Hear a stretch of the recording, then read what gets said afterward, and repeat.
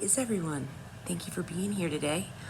I'm kind of excited yet terrified about this video because I think it's funny, sad, and horrific all at once. But that kind of goes with my brand now, doesn't it?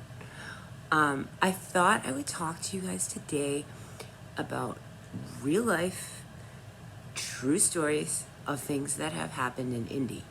Now, my disclaimer with this is I will not talk about specific names or people. I will not answer them in the comments. I don't like drama. I do, however, like warnings, and I'm going to tell you a couple stories that come with big warnings. And they are unfortunate because these are the reasons there are many indie authors who are absolutely terrified of indie publishing. I can't say this isn't the norm anymore. I will not lie to you, and fortunately, I'm beginning to find that this is the norm, so you have to do your homework. These are all things that have happened to yours truly in Indy.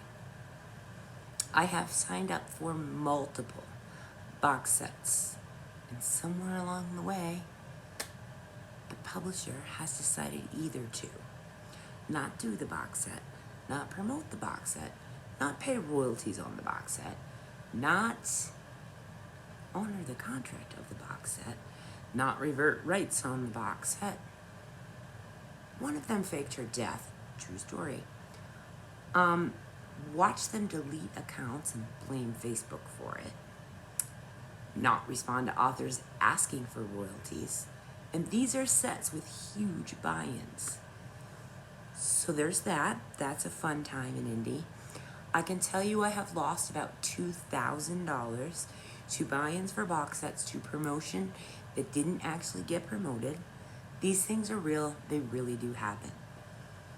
I look at it as a cost of the risk that you take for the good ones. There are good ones. I had some great experiences in sets, but you have to be careful. It's buyer beware. There are people with reputations that you can trust. There are people with not so good reputations. Me, because I'm me, and I like to give people the benefit of the doubt. Oh, well, that was so-and-so's bad experience. That won't be mine. It'll all be okay.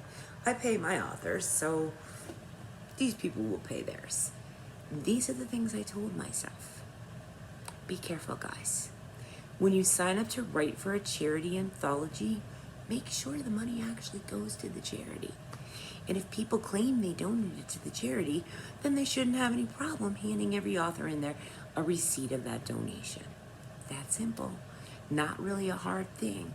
Authors have no way to know that that money actually went to a charity unless the person organizing it puts a receipt either in a group or emails it to an author that was included in the project. I cannot tell you how many of these things I've been in. I've probably been in 50, 60 charity anthologies, and I have 3 times ever been given a receipt that, hey, we actually made a donation to the charity. At this point, I'm totally leery about anything that says charity unless I'm literally been in an anthology with that person before. That's something to look out for. Another horror story thing to look out for. Be careful. Be so careful. I mean it.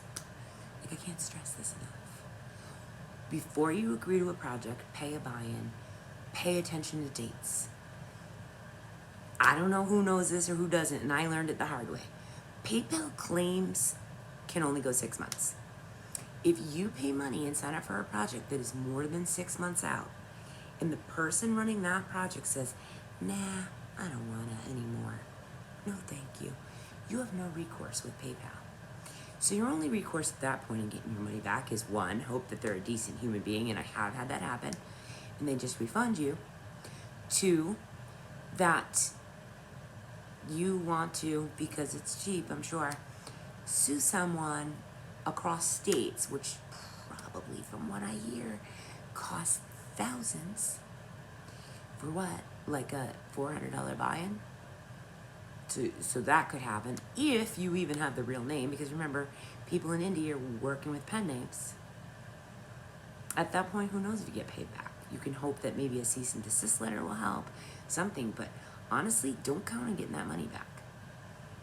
If the buy-in is due more than 6 months before the project is to come up, ask around, do your due diligence, get out there and ask, because you really absolutely can be screwed. And I would honestly say, and I hate to say this, odds are you will be. Use reputable service providers. The same applies with cover design. I have probably 30 covers that I paid for that will never get done because the service provider has quit, ran off with the mailman, whatever the excuse of the week is. We are dealing with authors, guys. They make up great stories. I cannot tell you how many people that I've worked with, paid money to, trusted, counted on, this includes co-writers, that will suddenly have, boom, this massive event, dramatic unfolding crisis. And then you find out later, oh yeah, that was just let's just pretend. I didn't mean that. I literally had someone say that she was dead, email me as her cousin or something, and now she's back to life. Like, that's normal. This happens in indie. We're dealing with online personas. People can say they are whoever they want to say they are. They can do whatever they want to do. Half the time you don't have their real name. Do your research. Ask around. Anybody that's not doing these things will be happy to sit down and talk with you and reassure you in the ways you need reassuring before you send them your hard-earned money, guys. Do not just pay any old service provider that says that they can teach you all these things. Number one, make sure they can. Watch them. Do their books sell? Have they ever listed a book? I can't tell you the amount of times people have come to me and told me they know all these things, and then I find out they don't even have a KDP account. They've never even, but here they are spouting off like they know it all. I have published 300 books, and I'm telling you, I know maybe 30%. Anybody who claims to know it all, run for your life. Just run. Yeah, so anyways, those are all horror stories and things to watch out for. Don't be Erin. If you see people tagging someone like, hey, are we ever going to get paid? Get out of there quick. People don't freak out and tag people like that unless there really is a problem. And stick with the providers that do their job. Make it your thank you. I'm going to work with you again because you actually do what you say you're going to do. That's important too. There are not a gazillion great providers out there. In my experience, I understand that I'm probably going to get hate for this, but it's all right. I've been burnt more than I haven't. That's just my experience. Is it sad? Yeah. Is it disgusting? There are so many words for what it is. Thousands of dollars lost because I trust people, because it does not, I don't know, my brain doesn't fit how people look in the mirror. Do the right thing. Make sure other people are going to do the right thing by talking. Indie is not so big that you won't know somebody who knows somebody who knows somebody. Listen to that, because guess what? There's probably truth to it. With that said, there are also axes to grind and two sides to every story. I have never seen more drama in my life than I have in indie. The things that people will misinterpret or make into a gigantic mountain are like mind-blowing. So keep that in mind too. The general rule in therapy, life, and just for me, go directly to the person. Don't triangulate. If you think, oh, I want to do a set with so-and-so, but I don't know if she, people say all these things, go right to her. If she's got nothing to hide, she, he, whatever, then they'll be willing to talk about it. If he or she doesn't or immediately gets defensive, probably good to stay clear. So those are my indie horror stories for now. I'm thinking about literally once a week doing a real life horror stories with Erin Lee, because I've got them.